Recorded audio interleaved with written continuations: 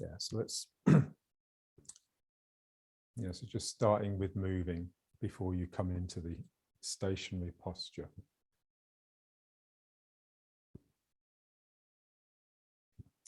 So just connecting to gravity.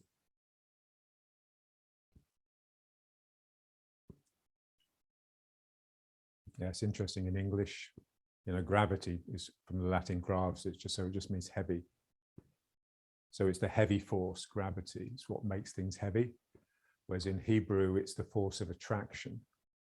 That's how they say gravity.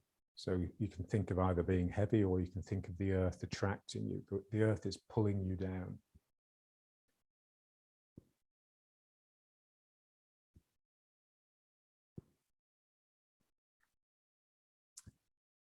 I'm just trying to get the legs sort of springy, spongy and springy.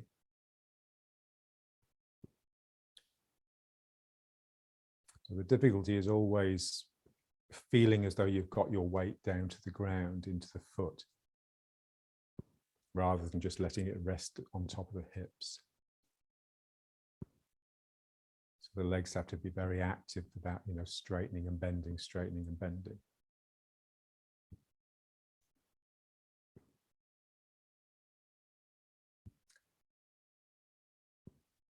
And the lower back needs to just flatten out a little bit. So the min-meng pressing back. And then your legs just feel like they're part of the spine.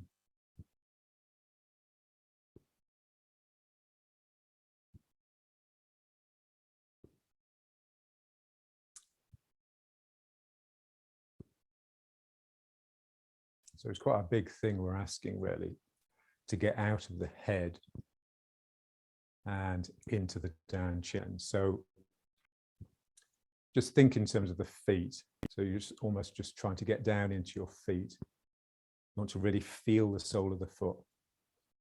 So why it's great sort of walking on the beach or on grass, you know, where the ground is a little bit uneven, and you can really feel each footfall, the quality of the ground beneath it.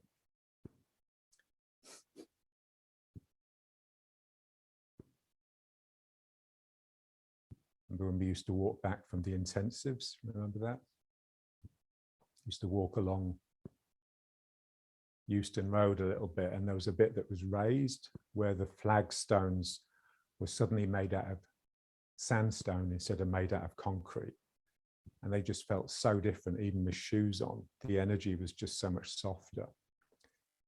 So just having some sort of feeling for the ground, not just, you know, how firm is it, how secure is it, but what's the quality, what's the energy of it.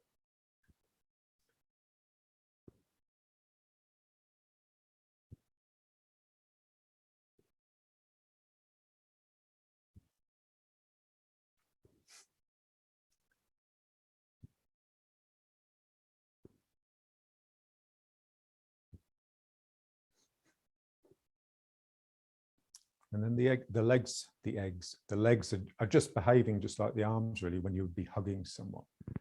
You send your arm out and you make a space here and you just wrap it around the back of them. So the same feeling with the legs, so you're making space with the knees so that you can scoop, so that your leg can scoop under the ground, and get a sense that you're drawing something up the middle here. Like there's energy coming up the middle that's stimulated by your sinking and getting underneath and gathering up.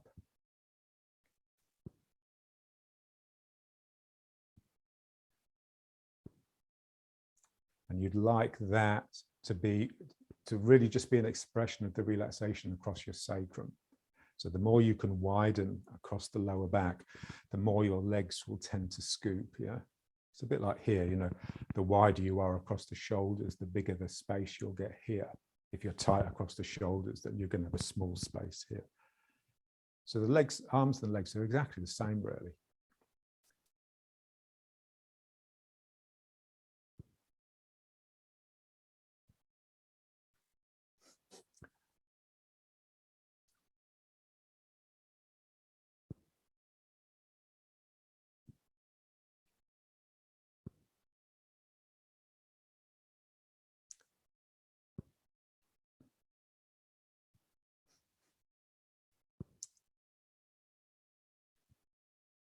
I used to do this thing with my students, where give them a feeling of, where the mind is, putting the mind in things. So I put an object on the floor, like a book or something, and then give them like a broom handle. Say, okay, so before I give them the broom handle, where's your mind? My mind's here. Okay, I'm going to give you this broom handle. Where's your mind now? In my hand, because that's going to take the broom handle. Okay, now I'll give you the broom handle. Where's it now? It's in my hand holding the broom handle. Now I want you to move that book. Where's your mind now? It's in the end of the broom handle in the book. So we want that feeling here, that my mind is in my foot. My mind is in the foot that's going to take the ground. So my mind is there first, and then my body goes to where my mind is. Exactly like a marksman, if they put their mind, they're so well trained, if they put their mind on the target, then the arrow will get there. They don't need to think about the mechanics of releasing the arrow and aiming. It's just a natural thing. So we're so accustomed to our body, this should come incredibly natural.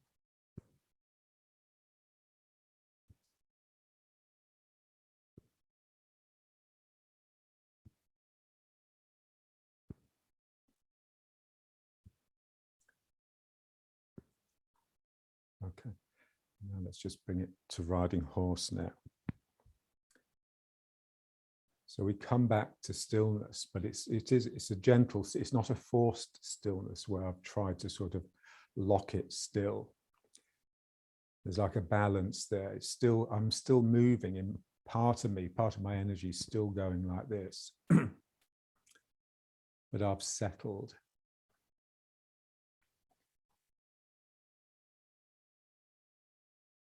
Okay, now just coming back to our posture. So the main thing is the sacrum, the last vertebra. So the part of the spine beneath the min meng. We want that just hanging down. So the top of the sacrum, S1, S2, and the bottom of the vertebra, whichever, I can't remember, it's L1 or L5. That is vertical. And the feeling that it's projecting to a point between your feet, it's not projecting behind you. And that will give your upper back a feeling of leaning back slightly. And you'll just get this feeling that, your spine's like a stick that you've just stuck into the ground. And that will just give the arms, just have a natural lift then, because you're going down the back and something is coming up the front.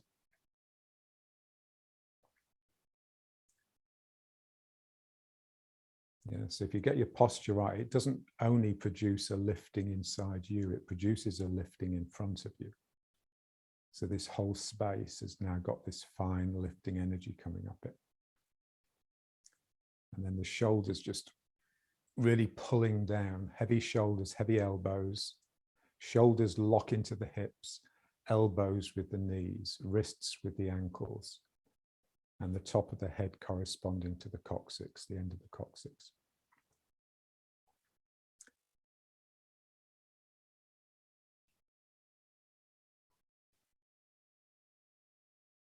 Yeah, so we use the mind to make adjustments, give ourselves corrections, give ourselves visual, but then we forget the mind. We let the mind go and just let it sway, just let it move, just let there be this sort of give and take within it.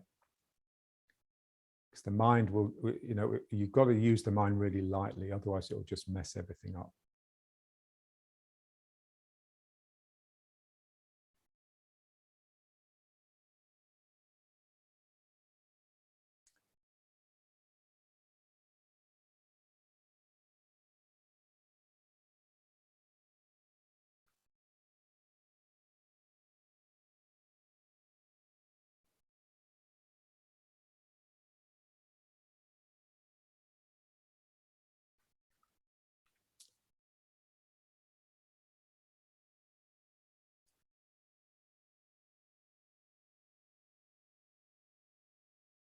Yeah, so as you stand, you're opening up to that gravity of the earth, but you're also gathering about your own gravitational center, which is the Dan Qian.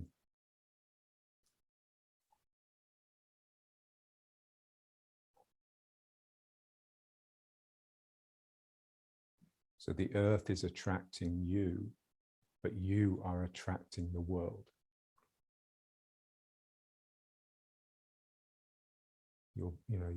Your very being is drawing things towards you.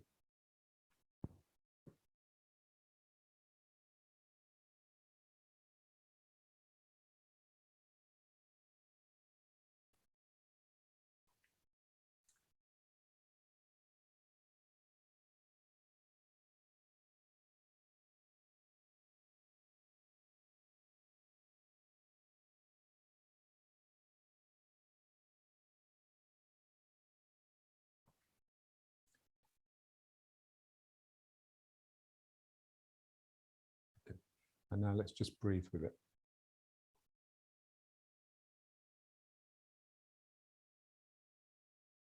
Yeah, so just try and get the breathing from the arms rather than from your diaphragm.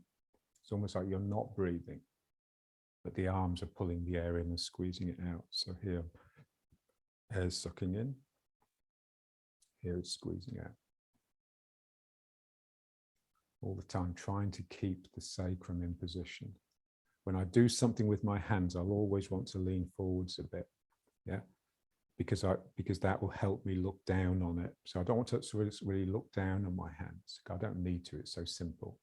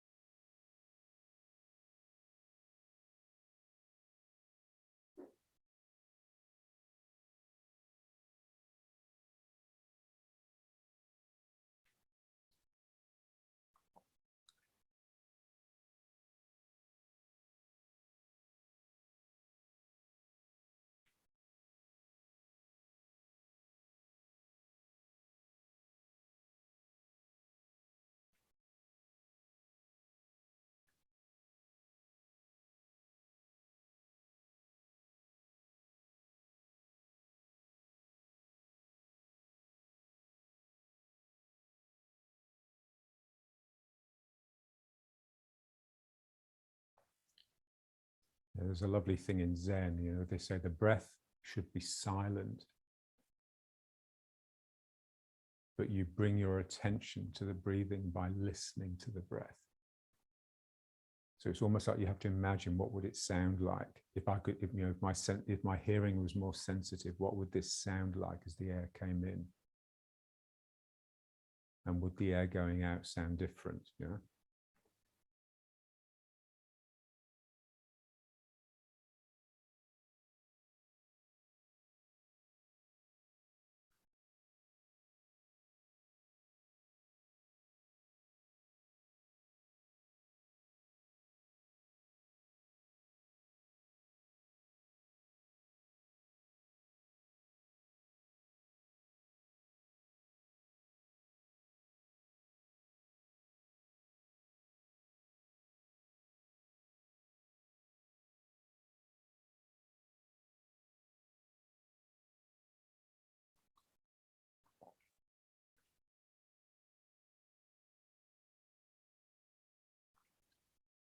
Remember that thing John said, the only way you will succeed at Tai Chi is if you fall in love with Tai Chi. Yeah. So when you're, when you're in love with someone, you're just consumed by it. That's the only thing you see. Every time you open your eyes, you just see some aspect of them. Yeah. So it's the only time really where we stop being self-obsessed. And so when you're doing an exercise like that, it's all there is. You just don't want to stop because it's just so enjoyable, this experience of energy and expanse.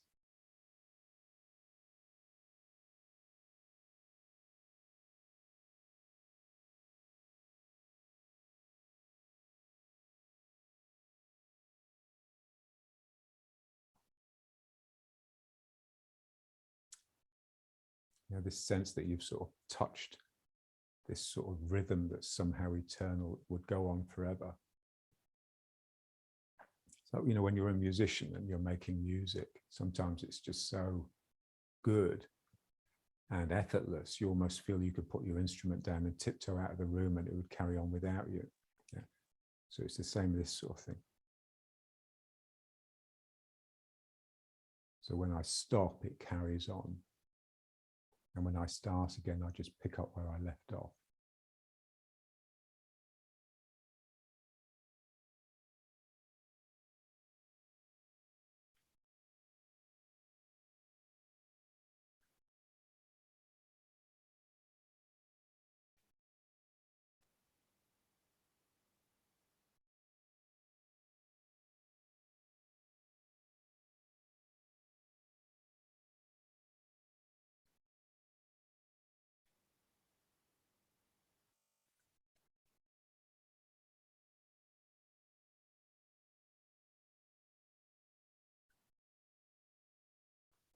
Yeah, so it's easy to breathe and then use that breathing to make arm movements. Now we're just reversing it. We're doing the arm movements and just letting that breathe us. So this is sucking the air in and this is squeezing the air out. So it's the same, you know, when we pull with the feet, we're just doing the opposite of what we normally do. And that's Taoism, really. You know, nothing, we get everything wrong. So basically, you just have to do the opposite of what you normally do, and your chances are you'll be getting it more right, maybe not completely right.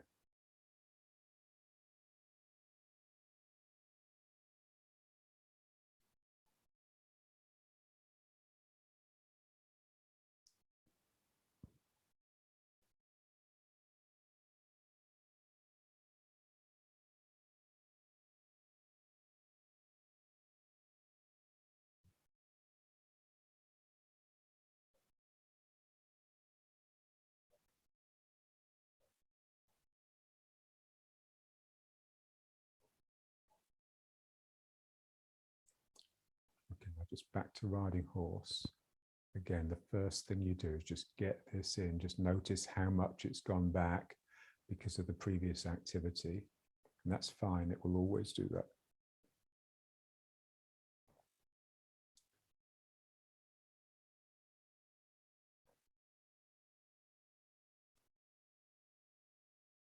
Yeah, so it's a strange business. We know what we need to do, and we have a feeling for what we need to become, but it just takes so long to get confidence in it.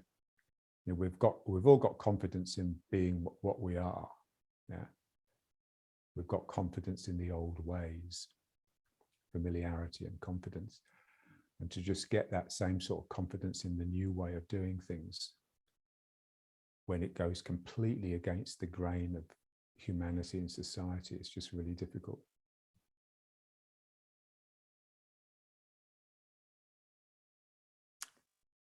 That's what takes so long.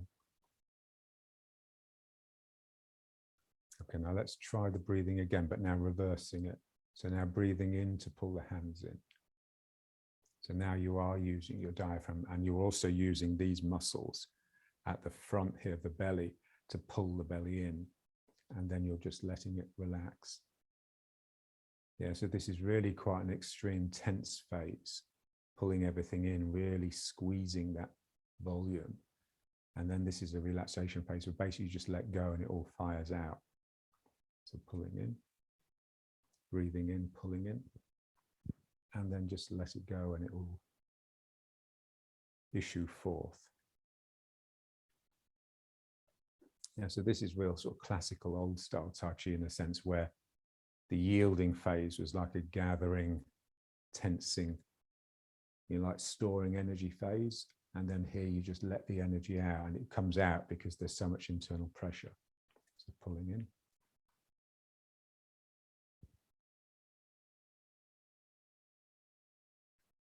So it's like, you know, Tai Chi without any of Chen Manqing's subtlety.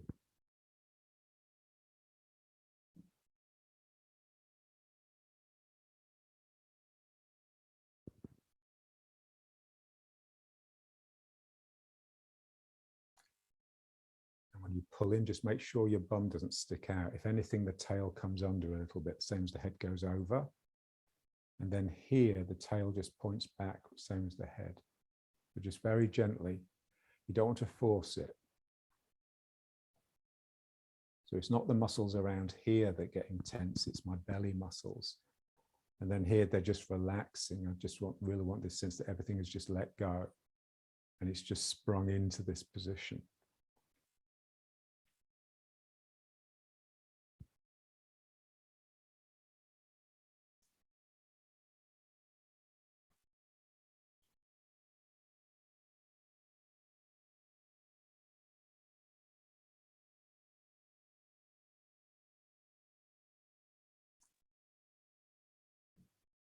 So just really feel your tail.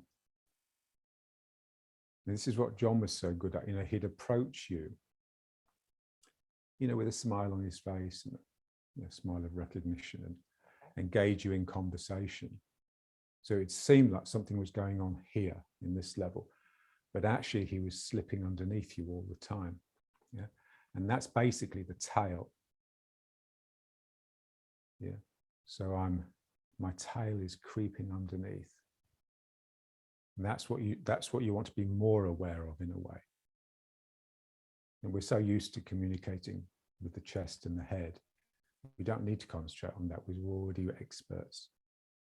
We need to get this.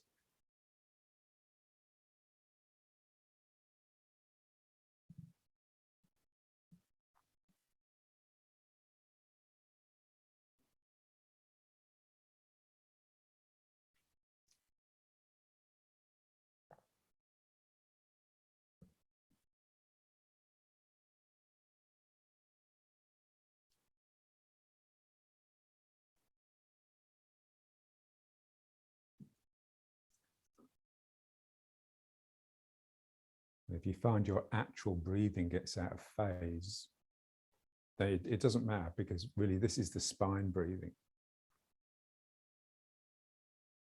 And the legs are just extensions of the spine. So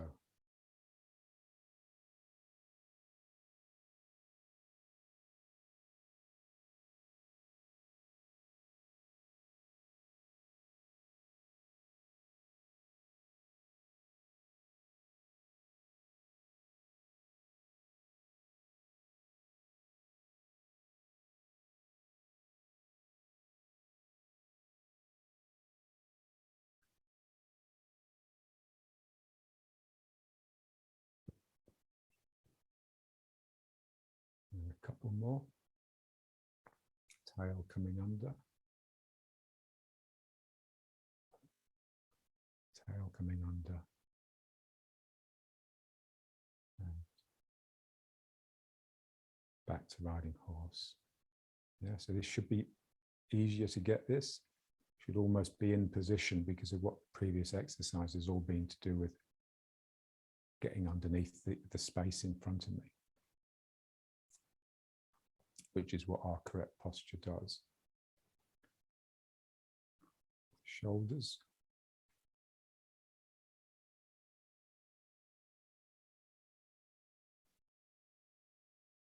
If the shoulders are higher than they need to be, it's because there's some activity here.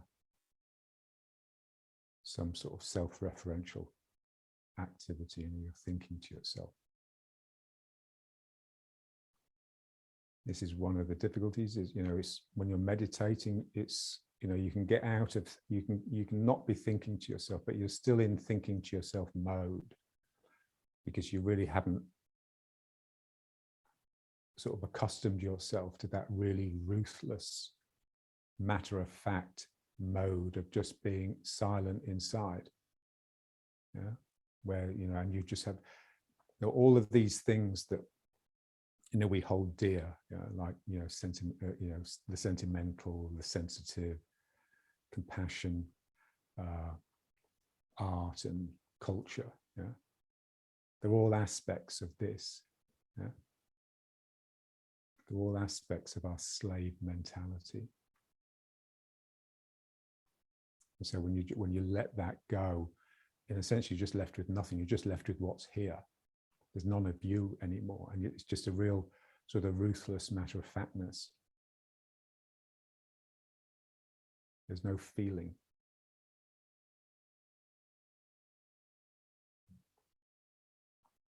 And it's difficult.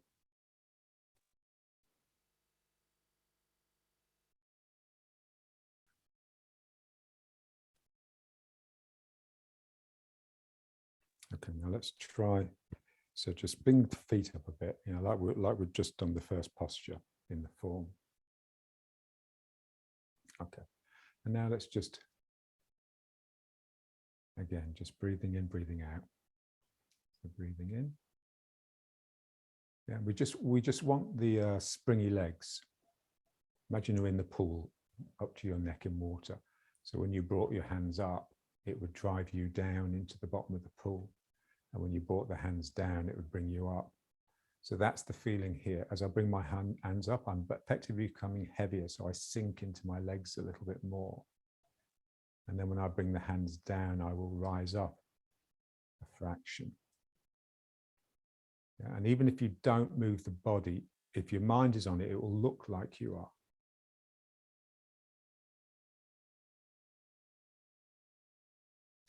So here, ooh.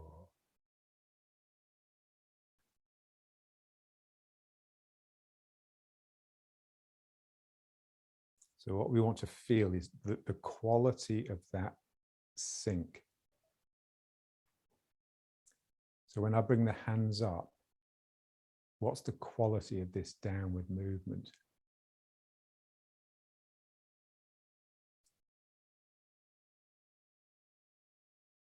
So I let go enough so that I'm not resisting it. And then if I'm not resisting, how does it feel? How does my body feel when it's being pressed down? It's the same as if someone was to come up behind you and press on your shoulders, pressing you into your legs.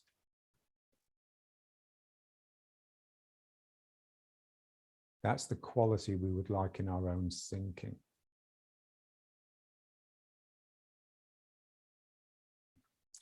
Remember in the Castaneda books where at one point, Don, Castaneda says, "Oh, I've got a friend that's really interested in what we're doing. Can I bring him round?" Yeah. And Don Juan says, "No way." He says, "We don't take volunteers." And so it's like, if you volunteer to do the work, there'll always come a point where you volunteer not to do the work. Yeah. So you need to be tricked by the teacher. He needs to draw you in with lies, basically. And to get you to a point where you're practicing enough to get to that point where you can't not, where you have no choice, you're the choiceless life. So when we sink, we choose to sink. Yeah, we choose to sink. So here, I'm being forced to sink. Yeah, I've got out of resisting mode, so I'm not letting myself resist. So how does it feel when I have to sink? Because I'm getting so heavy, I can't hold myself up that much. Yeah, and that's the quality that we would like within our own sinking.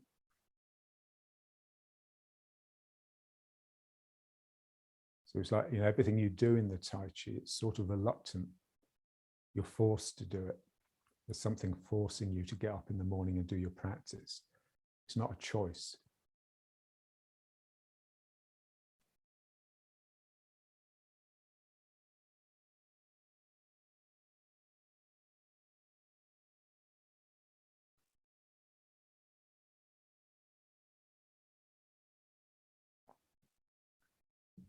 Yes, just feel it. As you bring the arms up, the legs just get loaded. It's like they've just got a little bit more weight, and I have to just take it down just to keep the equilibrium. And then here they're unloaded, and so I can just let them spring up gently.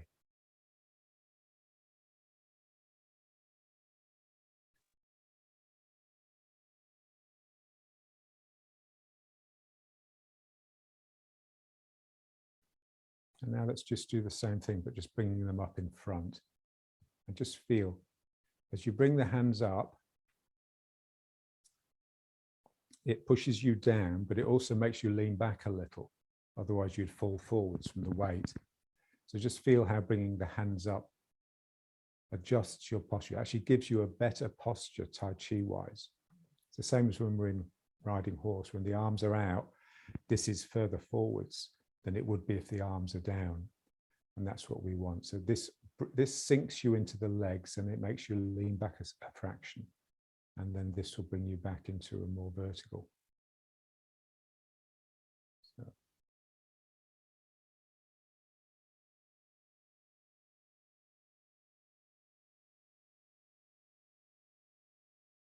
So bringing the arms up helps you face the world.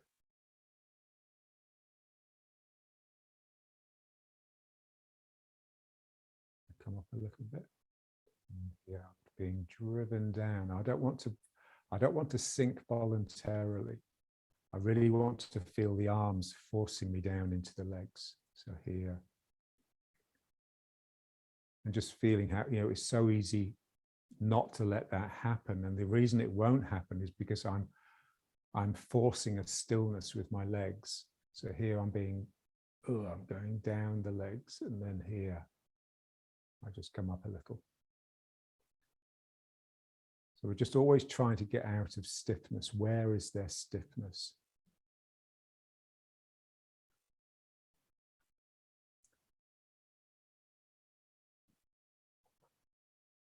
Stiffness is just really, it's the wrong sort of togetherness. So a stiff thing should be lots of things that are all sort of moving relative to each other. That's just sort of frozen somehow, like a frozen immobility. So here I just want to feel that sinking down the legs.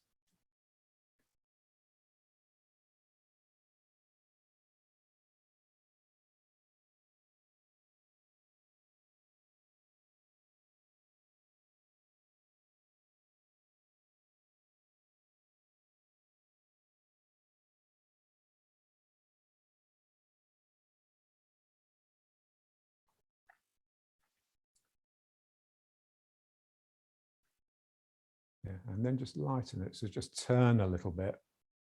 And just turn, just so you've got this sort of wriggle within it. Then it just becomes so much more effective.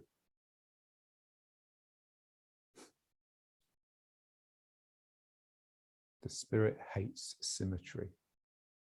So if you can always, if you're doing something that's symmetrical, always get something that's trying to disrupt that, this subversive force that's trying to just get things twisting and turning.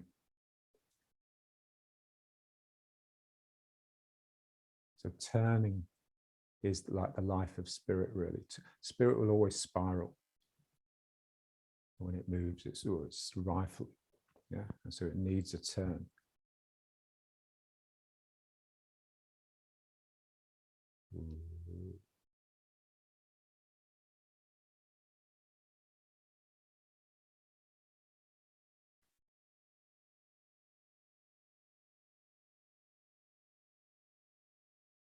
So the lifting spirit drives the body down. The withdrawal of spirit allows the body to rise.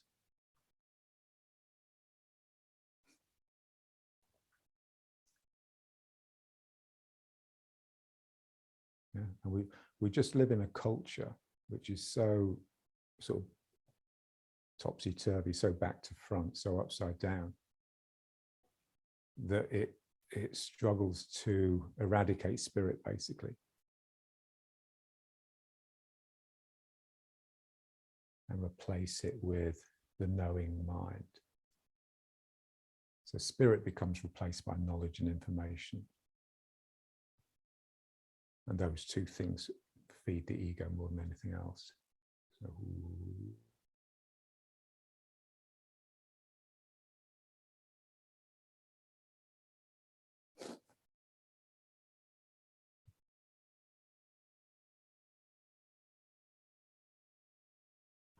Fraser Blake's energy is eternal delight. Yeah, so there's something very sort of light. John loved that word delight.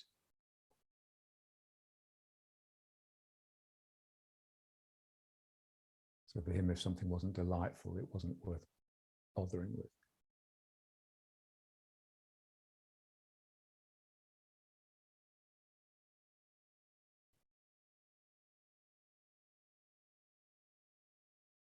Okay, now let's just bring it back to riding horse, but just keep the feet the same.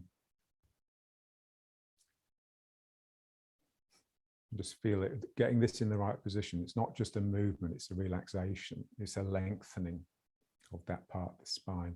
It will always tend to sort of crunch up when you do something.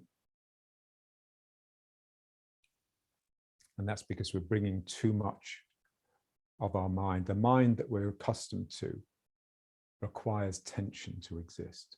Yeah, this is the big thing. Language requires tension.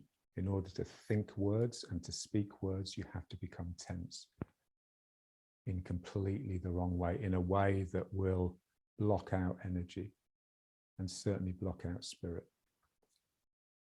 This is right, in every spiritual discipline, silence is valued. Don't open your mouth unless you really have to. Okay, now what we want to do now, so there we were moving the arms and getting this movement of the body, like it's just like a buoy, B-U-O-Y, just going down in the water, and it will just pop up and down. So now we will just want to work the opposite way. Yeah. So if moving my arms up will send my body down, then if I can send my body down with the same feeling that I had when the arms were driving it down, it should bring the arms up. Yeah. So I just want to sink into the legs. Just imagine someone is behind you and they're pressing on your shoulders, and they sink you down into the legs, and just let the arms float up. Yeah. So the arms will come up, and then that person releases their hands and you just bob back up. Yeah. Then just like something that's hollow, you're pressing into the water. So here, if you can go down properly, the arms will come up. And then when they release, it will just come back to sort of this base state of stillness. So here it's becoming more and more active. The arms are gathering more and more potential energy. And then they lose that and come back to like a minimal energy state. Yeah, but you can't volunteer the sink. If I just sink my body down, nothing's going to happen. I have to really feel as though it's being forced out of me. And you don't even need to bend the legs. You just feel that pressure on your shoulders.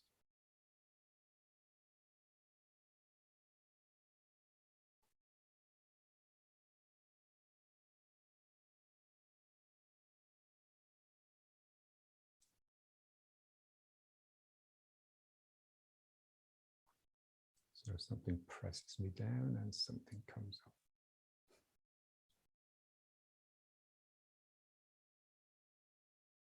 Yeah, so this is actually quite important, because without it, basically the form that you do is not coming from the right place. It's not an expression of spirit. It's an expression of your ego pretending to be spirit.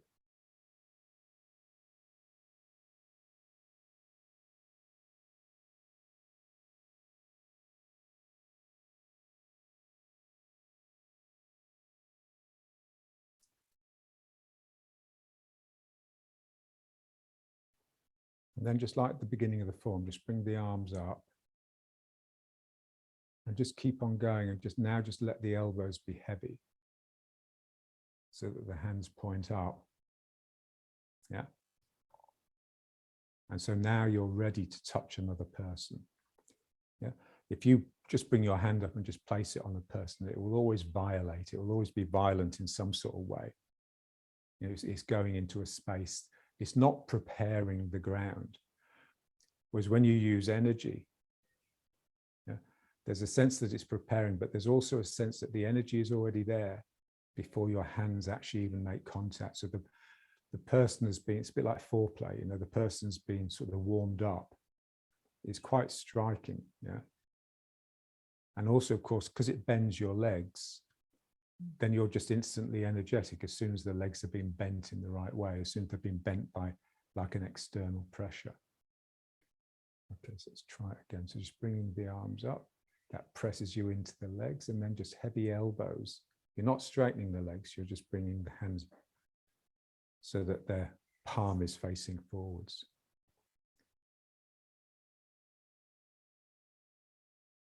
Yeah. So this is how you would need to sort of lift your arm if you're going to touch the other person. You'd need to allow the lift to drive you into the legs, or just drive into the legs properly and the hand will come up and then you can place it. And it will very, you know, when you get someone to do it to you, it's really striking because it's like, you know, they say the spirit leads the energy, which leads the mind, which leads the body.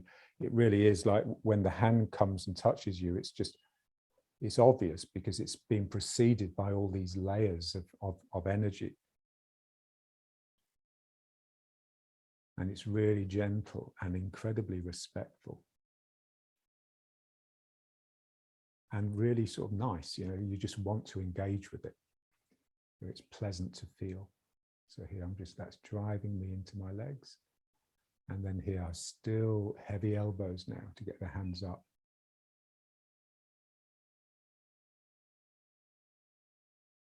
And then you're just really primed and you can feel it, you know, it's sort of, your heart's ready now as well to have a real sort of compassionate, loving, meaningful, intimate exchange with a person through touch.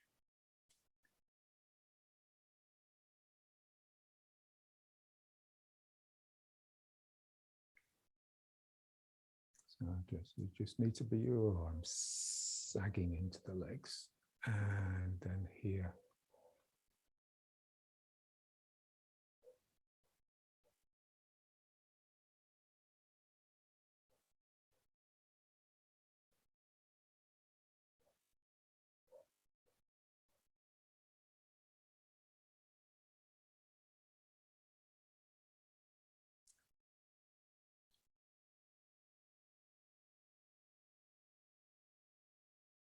Yeah, it's nice. Yeah, this is really one of those things you don't want to stop. You could just carry on all day. John would love this.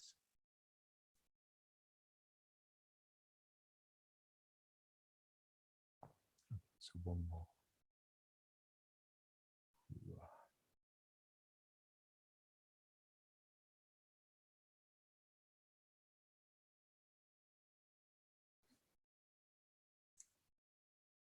Yeah, so there's such a clear channel now between the sole of the foot, which is interfacing with the ground. So wherever there's an interface, there's a real exchange. And my hands are buzzing, and I can really feel the connection, almost like there's no body, there's just hand and foot together.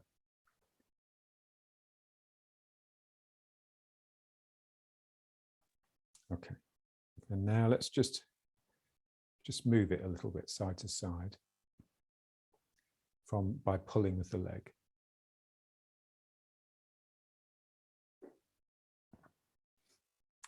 So what I want to feel here, we did this yesterday, so if we don't have time, you can just look at that video.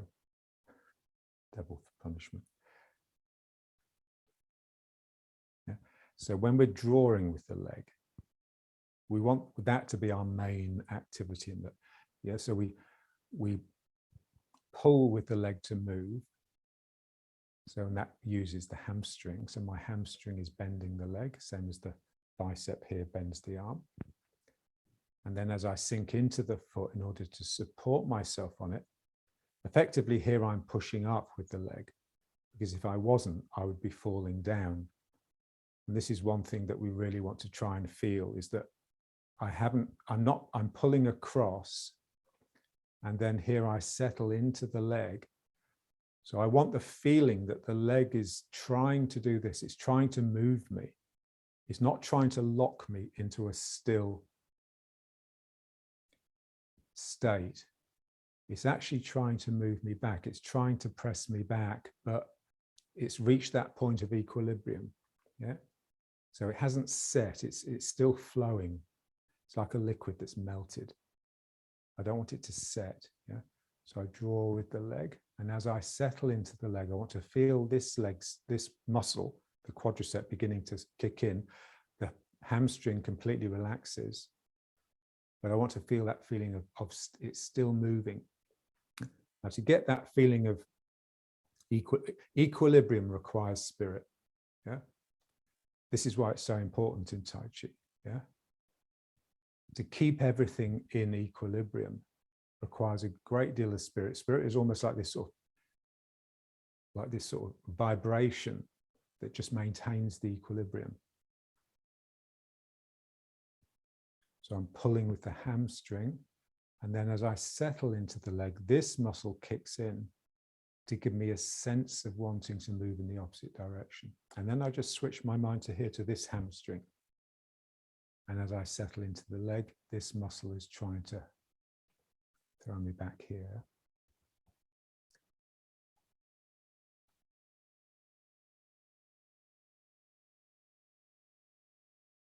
And so we just really want to feel that difference between the muscle locking and freezing to produce this appearance of balance, which will be a completely non-energetic, statuesque look, to the muscle working to produce a contrary force to gravity, which is pulling down, which will have a real tremble. You'll be much more likely to sort of lose your balance.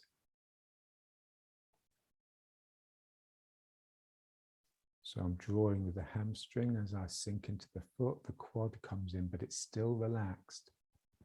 There's still a sense of relaxation, because there's some part of me that's still letting go. You know, so you let go to enable the process. And you close down to institute a state that you can somehow maintain easily without absolute attention. So I pull. And then just feel the turning. So when I pull with the hamstring, it will tend to pull me round.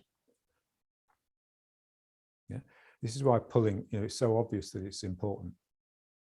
You know, especially with the front foot. Because if you don't, it doesn't really get the backhand in properly. The backhand can come in, but it's got, if I'm pushing with my back leg, then the backhand can come in, but it's really just this force from the back foot. Yeah. If I'm pulling with the front foot, then it's just really trembly and light and energetic. Yeah. So that's what we want. So I'm pulling with the leg. And then when I sink into the leg and start using the quad, it tends to turn me this way. Yeah. So this is what we're looking at now. So this is turning me, coming into my right foot, I'm turning to the right. And then as the quad kicks in, it will turn me to the left. And then I just continue that left turn with this foot by pulling. And then this will turn me to the right as I bring in the quad. And then I continue that right turn. So you get like a natural figure of 8.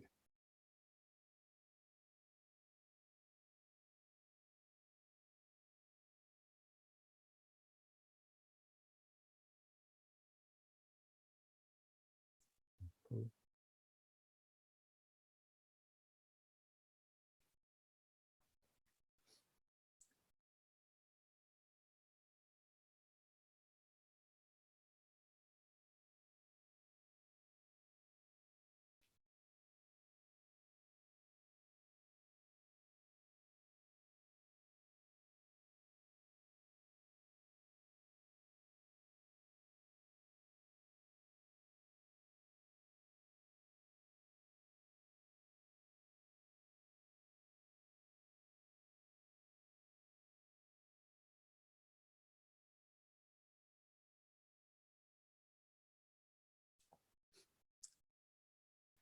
And then just feel the pull, not so much as a pull, but as a yield.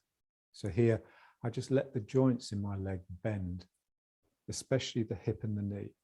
So my knee wants to go forwards and out, and my hip wants to drop down and stay back. And it's that swings the other side of the body in, really, the reluctance of my hip to move forwards. So if anything, relatively, this joint is moving backwards as my knee pulls forwards, which forces my thigh to become horizontal, to effectively lengthen, which is what takes me down.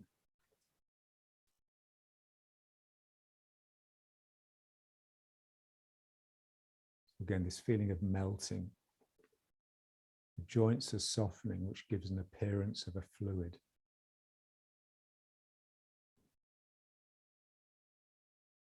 And then I just sink. I just let myself turn this way because that's what that muscle is wanting to happen. As this muscle kicks in and I start pushing back without moving yet.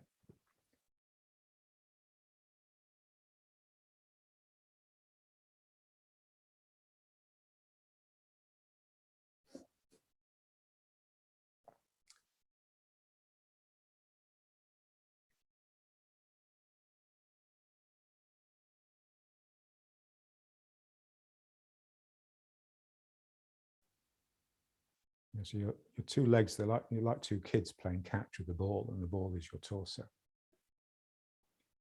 Yeah, so this one throws the ball, and this leg has to catch it, out here rather than wait for it to reach it. And then it draws it in. And then it just naturally springs out, and then this one has to catch it. And then here, just hit the bottom of the trampoline, and then it comes up.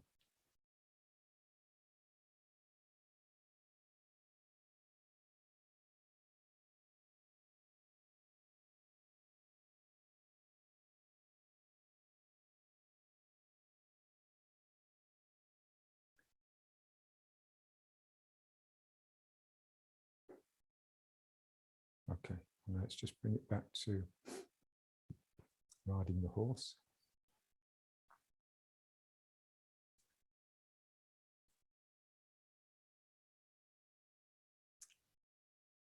Yeah, so the bigger the adjustment you need to make here when you come back to here is just a measure of how much you've left the danchen on the previous exercise.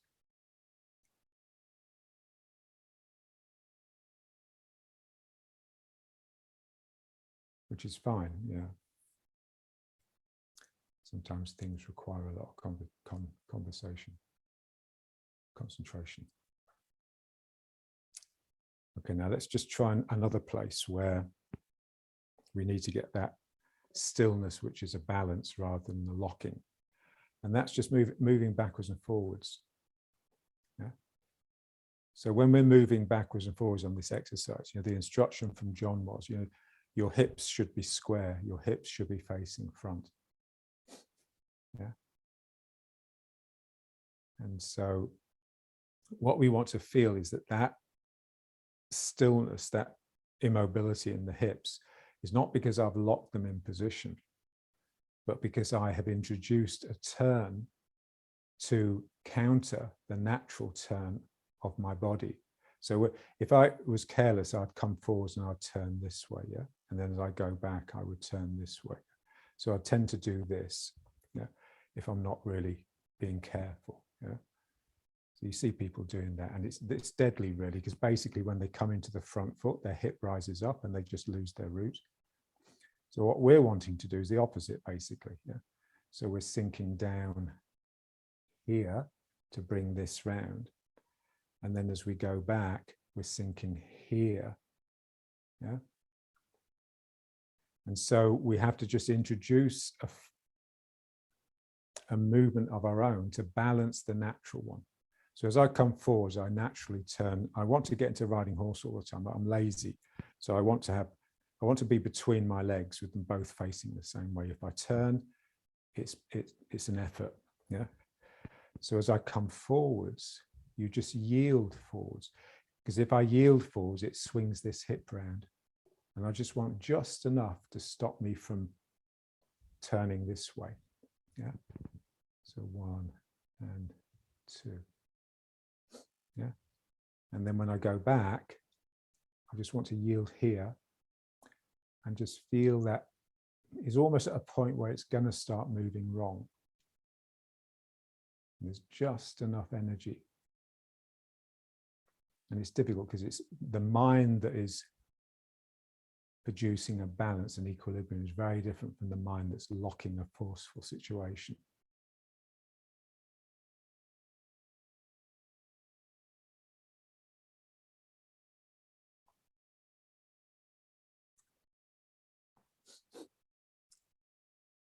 So if someone's watching you, it basically looks like you're not, you know, your hips are facing front, but it will look very different than if you're just locking them front.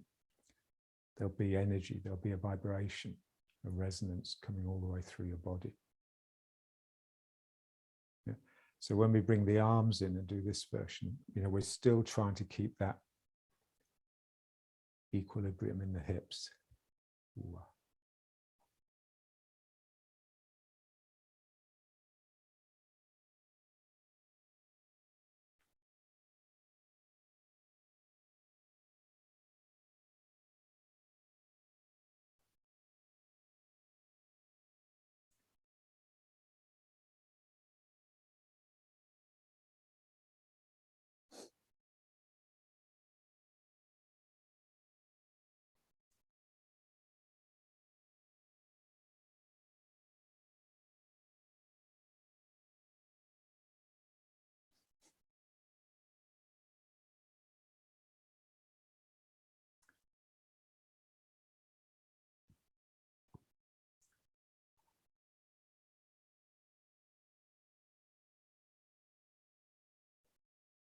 Yeah, so this really requires a mind that's with the energy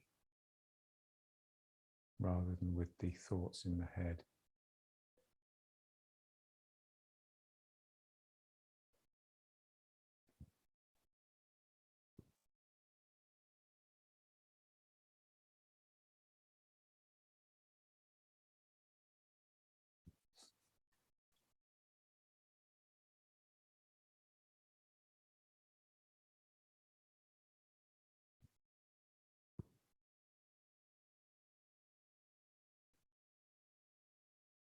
Yes, if you think, you know, when you're thinking to yourself, when you're talking to yourself inside, it's like pure narcissism.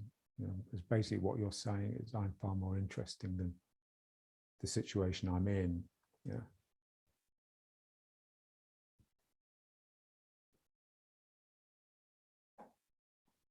So just waking up to the moment, but not the things in the moment, the energy of the moment. And that will always include the past and the future a little bit.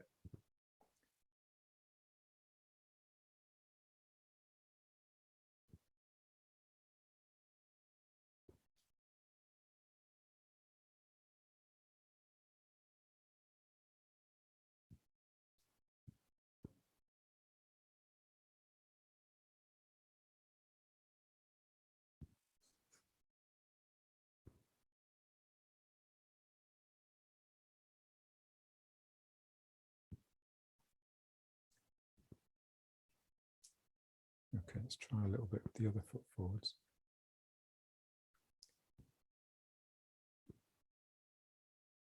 Again, I just don't want to push out the back leg too soon. I don't want the front legs to get my weight too soon, because otherwise the hip will lead. Yeah, so it's the hip's trying to stay back.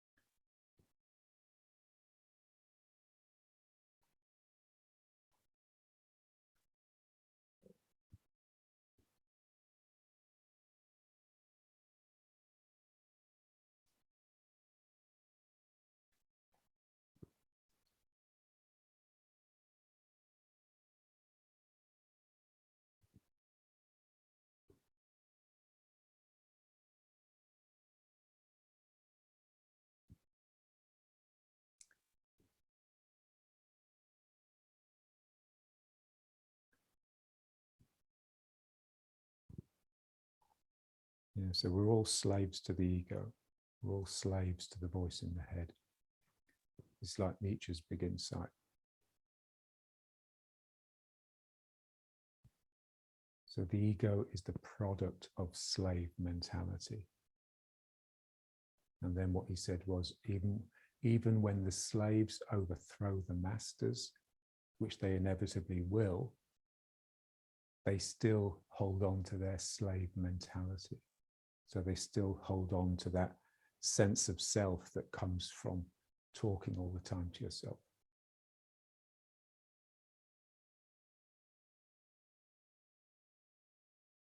The masters don't need an ego. They're just there, bright, beautiful, and eminently cruel. They couldn't give a fuck about the slaves. Because the slaves in their eyes are worthless, you know? Same as in the eyes of the slave, the masters are evil. So it's completely conflicting value systems.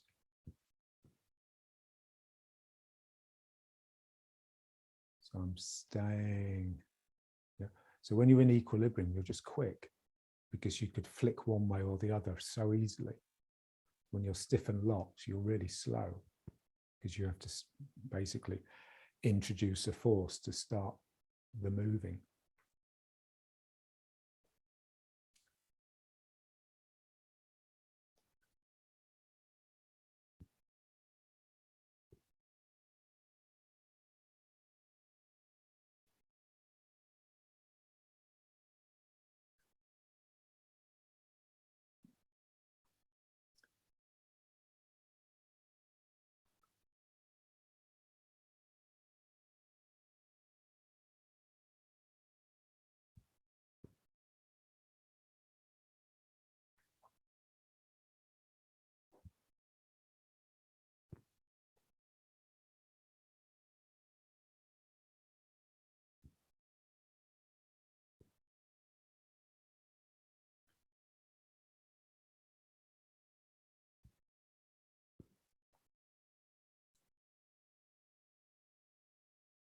Okay, and now let's just bring it back. And just lower back in the right position. Slightly leaning back with the upper body, balancing the weight of the arms that are rounded out. So you're not stiff. You know, so the arms could so easily topple forwards and equally you could so easily topple back. Any added weight would sink you down into the legs. Any reduction of weight would straighten the legs a bit. And the same with the turning, yeah? Ooh, you could so easily turn this way, you could so easily turn this way. Everything's in equilibrium.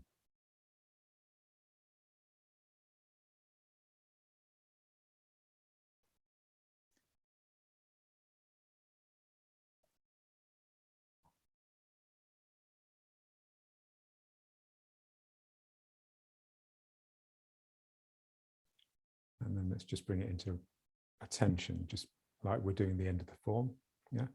So just let the arms down, just turn to the corner a bit, let the toes out.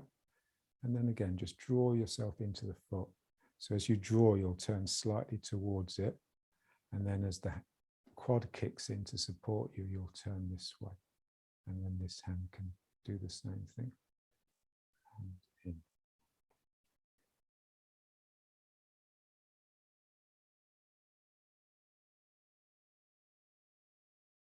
And now let's just get back out, basically. So just basically the beginning of the form. So just sinking down. And step. Gathering. And gathering. And now let's come into attention this way. Yes, so sinking into this foot. And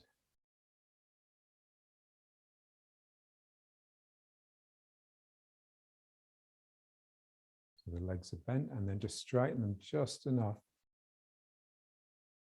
You still want that equilibrium, you still want that give and take in the legs. But they appear, you know, someone to look at you, think, oh yeah, he's got straight legs. Straight but not locked.